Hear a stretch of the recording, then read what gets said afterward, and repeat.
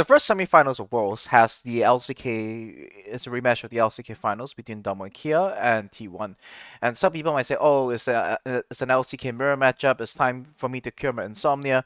But I do think that this is not going to be a usual LCK snooze fest, and you can see the difference immediately based on the type of champions that both of these teams are picking, and based on the overall playstyle of both of these teams. With 7 picks on Aphelios in this tournament so far from Gumayusi, whereas Ghost has been going for a much more different approach in the bot lane from Damwon Kia. Now, the way the T1 plays is a little bit more slower pace. It's a little bit more traditional towards how the LCK prefers to play. On 3 lanes, they have this 2-1-2 setup into a 1-3-1, and then they would try to play for a power spike where they would then ARAM and play for the neutral objectives. In general, the draft favors scaling options in the mid and AD carry position, with scaling teamfight options in the top lane as well.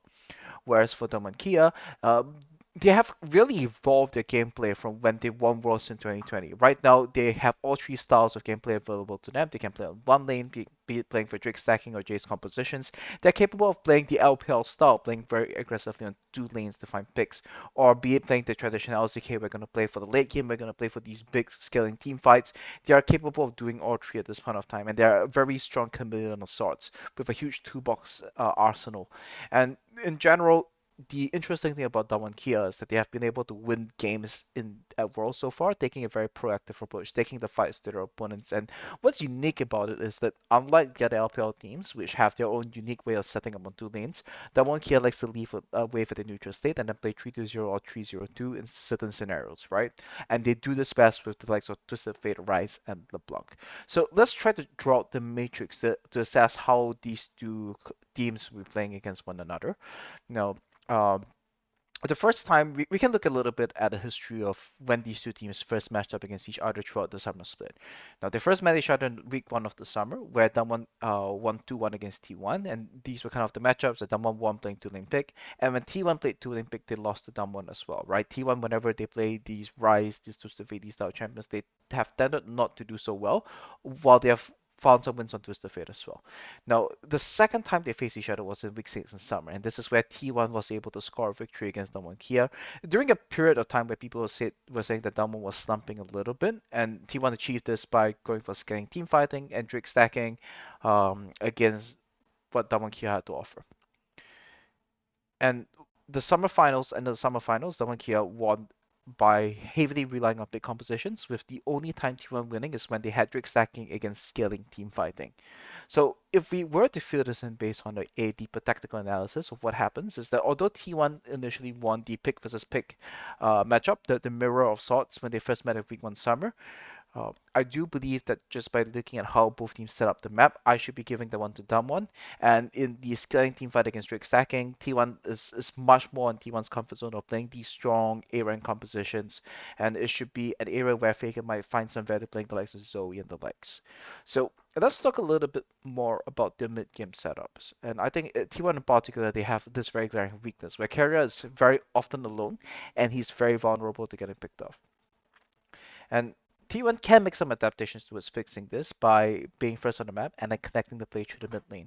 And I think that this is going to be particularly relevant given that this could be an enchanter an enchanter meta. And if they do make this adaptation, if they can just continue to stay ahead of the play and continue to play through mid as a 3-man, 4-man strong unit, this will result in the pace of the game being stalled, and this will favor the general scaling options that T1 likes to go for. Now, the overall structure of the games, if it pans out based on how I think it is, with Damwon playing towards their strengths based on what they showed against Mad Lions and their willingness to play through side lanes, you will see a game where T1 has a very big emphasis on controlling the mid lane, whereas Damwon will play to protect the side lanes and play through their side lanes instead. However, this can prove very problematic for T1. So if we see Damwon being able to take leads in games, they should be able to convert very effectively, as if T1 can very quickly find themselves in trouble based on the map setup if they fall behind on the map. Just notice the positions, everybody's scattered across the map, Keria is unable to find any vision, he's not able to control his own side of the jungle, and he will be very easily picked off once again because he has this problem of always being alone and not necessarily connected with owner in these setups. So the type of champions we should be expecting to see Dortmund excel with in this particular setup, given how they favor the big side of the matrix, is that if they have strong agency in the solo lanes with the likes of Jax, with the likes of Camille in the top lane, and if the mid lane can get something that has got very strong pick potential, right? The likes of Syndra, LeBlanc, Twisted Fate, and Ryze especially, this would be very beneficial for them and Kia. And what they will be looking for in the other positions is the likes of Lee Sin, champions of high skirmishing power, and the crowd control support. Jhin and Ziggs will be very useful for this as they're able to contribute from a longer range as well. So they don't need to put that many resources into connecting these champions into the play as they have semi-globals to globals that are able to contribute to the skirmishes. Whereas on the side of T1, uh, they're going to be placing a lot of emphasis on champions that can contest mid priority, right? The control mages Orianna and Azir is something that we would be more likely to see from them, and champions like Aphelios, Gwen, or even Graves, right? Champions that have strong AoE damage and are very capable of fighting down when they're down the numbers, right? Like Aphelios, he can always put the turret down to try to even up the numbers in a skirmish scenario. These would be the picks that would give T1 the ability to take the stylistic matchup against Damwon Kia and play more towards their scaling win conditions. And of course, like I mentioned earlier, the Enchanter support meta is will heavily favor T1 as it forces them to connect to the mid lane, enables them to maintain priority in mid lane, and will then have a connected play to then control their own side of the map, which means the carrier would be less likely to be picked off in these scenarios. So what is the semifinals going to be looking like? There's a few arguments for each side. In the case of Dom and Kia, I think at the moment this chameleon style of being able to play all three styles gives them a toolbox of stylistic options, and their superior understanding of the two-lane style would mean that some of the matchups that T1 used to help themselves out, like the Lissandra against the LeBlanc, would be in Damon's favor simply based on how they set up the map. In additional, if additionally, if Damwon were to play to T1 strength instead, I do not think there are any slouches, and if they went for both scaling team fighting compositions, Damwon Kia should still be able to take the fight to T1, and it would still be a 50-50 scenario. And in fact, some people can even make an argument for Damwon Kia to come out ahead in some of those scenarios instead. But that doesn't really involve any of the mid game tactics, so I'm not going to delve too much into that, and I'll leave it as a 50-50 split.